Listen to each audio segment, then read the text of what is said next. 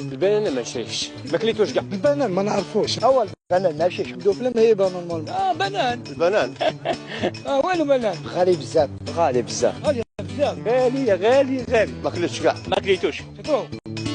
الموز لمن استطاع إليه سبيلا.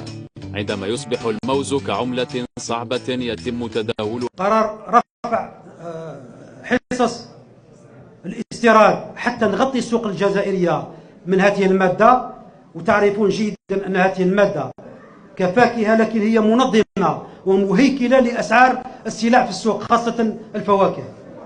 هذه السنة بقات الأسعار مرتفعة للأسف نتاع بعض المواد الغذائية أو بعض الفواكه، لأن أسعار الموز بقات مرتفعة. دفتر الأعباء واش راح يكون فيه؟ احترام أولا السعر المرجعية في العالم.